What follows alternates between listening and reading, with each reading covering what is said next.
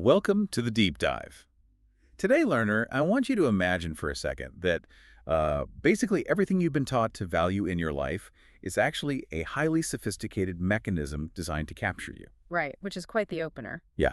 I mean, what if all the things we think of as the foundational pillars of a good, meaningful life, getting married, building a community, engaging in your country's political system, or even just feeling a deep sense of patriotism, what if those are actually perfectly designed traps? It is a fundamentally unsettling question because, well, it challenges the very fabric of how we organize human society. Exactly. This premise basically suggests that our deepest connections, the things that make us feel secure, are actually in reality our deepest vulnerabilities. Okay, let's unpack this. We are pulling from a really fascinating, slightly mind-bending philosophical essay today. It's from August 2006, and it's titled Escaping the Traps of Life, the Chapter of Wisdom, Article 54. Right, written by an author known as Deformed Buddha. Yeah, so our mission for this deep dive is to explore this radical perspective on how everyday institutions function as invisible prisons. We'll look at how our own human desires act as bait.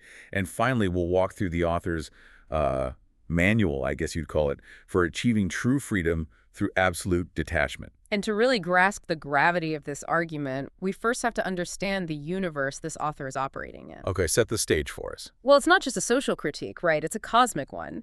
The essay establishes this cosmological premise where the universe contains 36 eight-diagram arrays. Which, I mean, sounds incredibly dense, but let's translate that.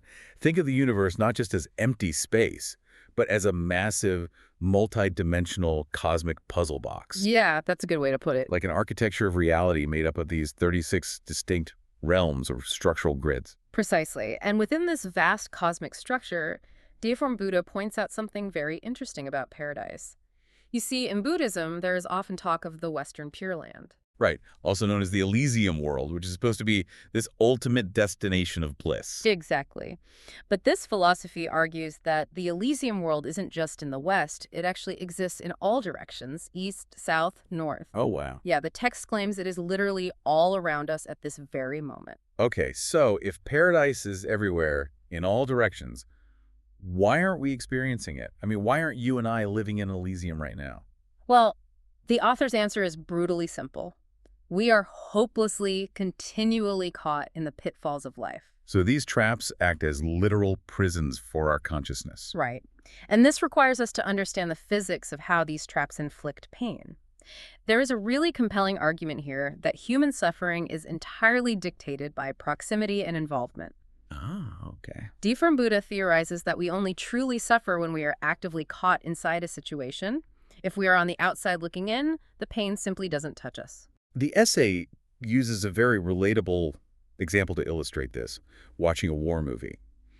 When you sit down in a theater and watch a dramatic battle on screen, it evokes an emotional response. Sure, you feel something. Right, but you don't feel true visceral terror. And why? Because the screen acts as a barrier. Your own life isn't on the line. Exactly. And the philosophy takes this from movies to real-world tragedies, bringing up the devastating South Asian tsunami. That's a heavy shift. It is, but it points out a harsh, undeniable truth. The people directly affected by the tsunami suffered unimaginably.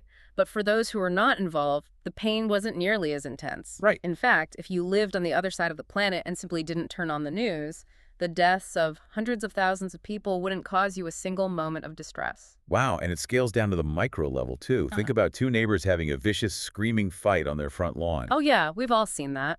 To them, it feels like a matter of life and death. Their heart rates are up, they're absolutely furious. But to you, standing at your kitchen window next door, you might just find it annoying.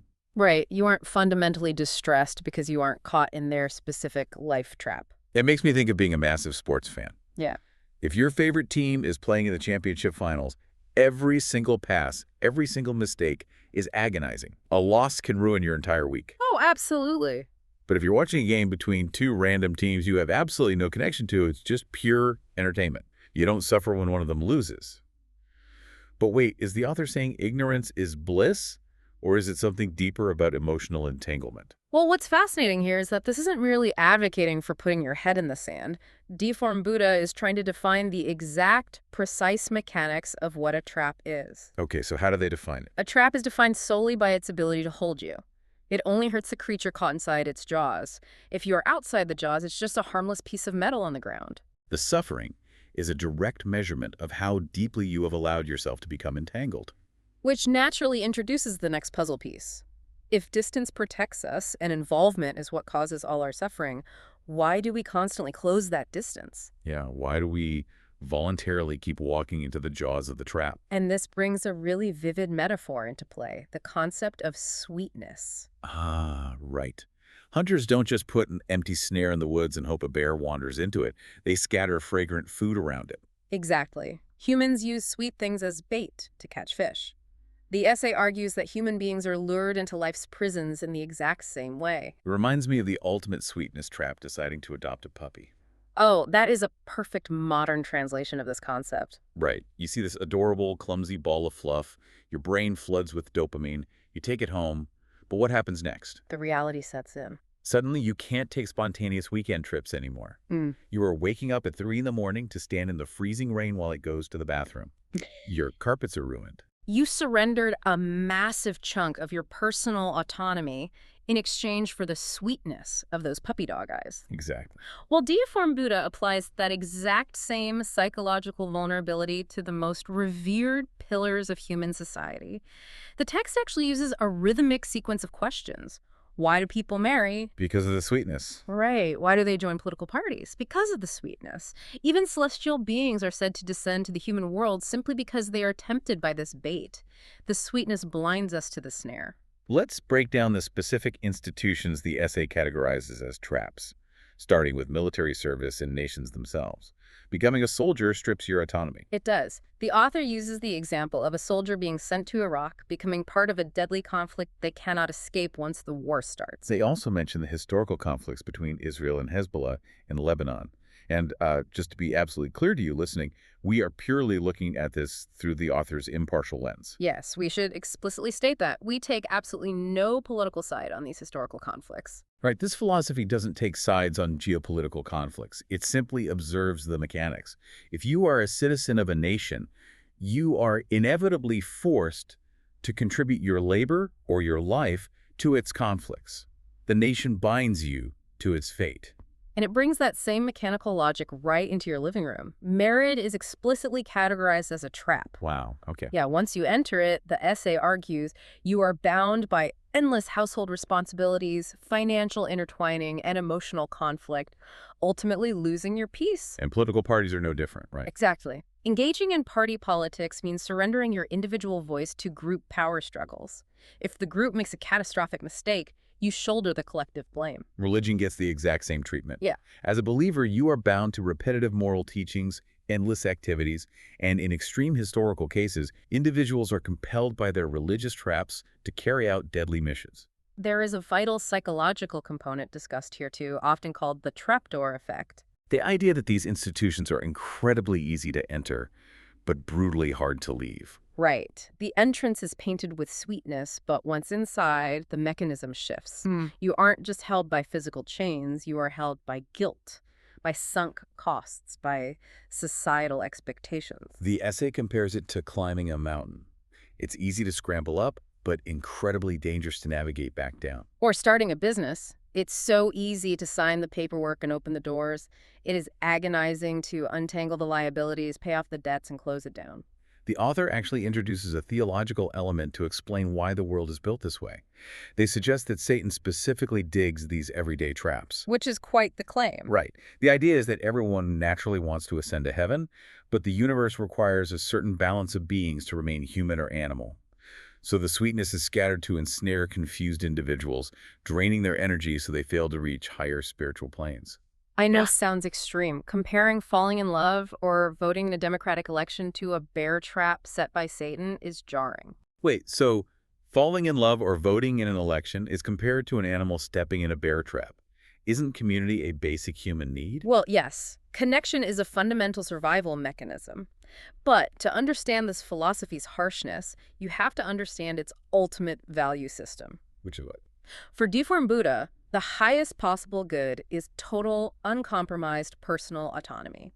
Anything that chips away at your freedom, no matter how comforting it tastes, is a mechanism of control. Okay, so since everything from your household chores to your home planet is a trap, and the essay even points out that people worry about ecological crises because we're physically bound to Earth, how does the author suggest we actually get out? The philosophy offers a spectrum of escapes, ranging from the highly physical to the deeply mystical. Right. On the physical side, it observes people migrating from impoverished nations to developed ones to escape economic constraints, or fugitives running to remote, isolated places. The essay uses a wonderful phrase, noting they run to where the sky is high and the emperor is far away. I love that. It's the pursuit of physical distance from authority. But physical distance has limits, which is why the author shares their own personal dream trick. Yes, the invisibility trick. They claim that in their dreams, when they sense danger, they have the ability to turn completely invisible.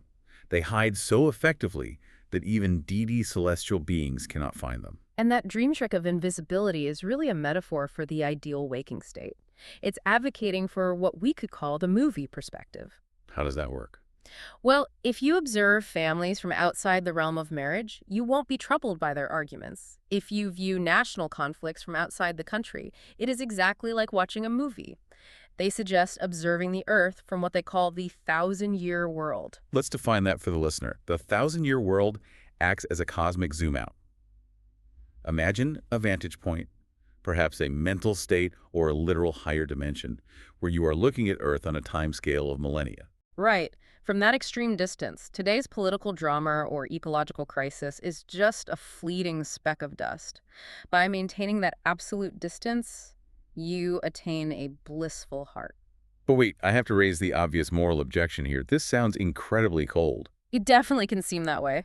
If everyone just detached, turned invisible, and watched the world suffering from a cosmic balcony who helps people, isn't this just lacking compassion? Deiform Buddha actually anticipates that exact critique and delivers a rebuttal that is one of the most combative parts of the text. Oh, really? Yeah, they turn the accusation around and accuse the reader of profound hypocrisy.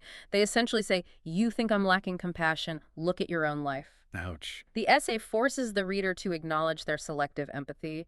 It points out that every single day, countless livestock and poultry are slaughtered for food.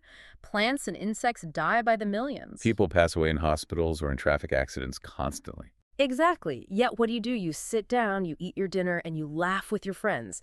You arbitrarily draw a line around what suffering you care about so you can keep functioning. Ah, I see. The philosophy argues you're already practicing this detachment. You just refuse to admit it.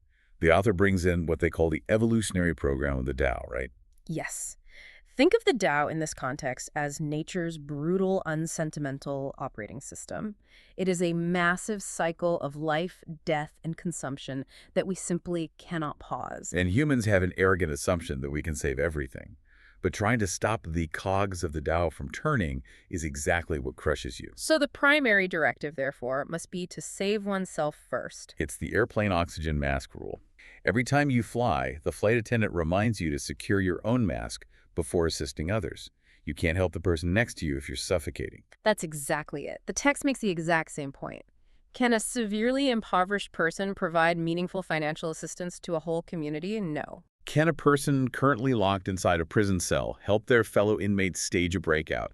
Absolutely not. Right. You have to be on the outside, possessing resources and freedom to have any agency at all. If you are caught in the trap, you are entirely useless. But escaping to the 1,000-year world or turning invisible isn't really practical for the listener. So what is the actionable advice for someone currently stuck in these traps? If we connect this to the bigger picture, we arrive at the most crucial piece of the puzzle. Because, yeah, practically speaking, you listening to this probably can't immigrate to the 1,000-year world. We can't actually turn invisible to hide from our mortgages or our jobs. So what's the twist? The revelation at the end of the essay is brilliant. You do not actually have to physically run away to escape the trap. The physical escape is secondary. More. The text explicitly allows you to infiltrate the enemy's ranks. You can disguise yourself as an ordinary person. You can go to the office. You can raise your kids. You can pay your taxes. But how do you do that without suffering? The absolute requirement is that the escape must happen mentally first. It is about severe compartmentalization. Okay, so you wash the dishes, but you don't tether your soul's worth to the concept of the household. You vote, but you don't let the political party become your identity. Think of it like an actor on a stage. The actor cries, yells, and fights during the play. They hit all their marks, but internally, they know they are not the character. Right, when the curtain falls, they take off the costume and go home. That is how Deiform Buddha suggests we treat our societal roles. Those who are already physically trapped must awaken their minds. Once you achieve that internal distance, the physical circumstances lose their power over you. So to translate this for the listener, as long as your spirit is awake and your heart is clear, you are free. It doesn't matter if you are inside or outside of the family, party, religion, or country. The trap relies almost entirely on your emotional entanglement to keep you confined. The moment you detach your core identity from the institution, the jaws of the trap open. It ceases to be a prison, even if you are still standing right in the middle of it. It moves liberation from a geographic requirement to an entirely internal state of being. You can participate in the world without being consumed by it. It's a massive shift in perspective. Let's take a step back and recap the journey of this deep dive. It's been quite a ride. We started with the cosmic architecture, the 36 8-diagram arrays, and the realization that the Elysium world is all around us, obscured only by our own entanglement. We explored the physics of suffering, realizing that pain requires proximity. Right, and we identified the sweetness, the alluring bait that tricks us into surrendering our autonomy to nations, marriages, and ideologies. We grappled with the controversial defense of detachment, acknowledging the Tao's and sentimental operating system. And finally, we arrived at the mental jailbreak, the realization that an awake spirit can render any physical prison obsolete. It leaves us with a razor-sharp lens through which to examine our own commitments. But before we go, I want to leave you with a final provocative thought to mull over, building on this source material. Ooh, I like where this is going. We started out talking about the pillars of a good life acting as traps, right? And the warning that sweetness is the bait that lures us in. Yeah, the puppy dog eyes, the romance, all of it. But this forces an incredibly important question about the ultimate endgame of this philosophy. If we successfully detach from absolutely everything to avoid being caught, Wait, like if we reject all the sweetness of love, of belonging, and of community just to ensure our total autonomy. exactly. Do we actually reach that Elysium world? Or by avoiding every single trap in the forest, do we just end up locking ourselves inside a completely different kind of prison, an entirely empty one of our own making? Wow, the ultimate paradox of absolute freedom. Something to think about. Thank you for joining us on this deep dive, learner. Keep examining the sweetness you're chasing, keep checking the ground you're walking on, and most importantly, keep questioning the world around you.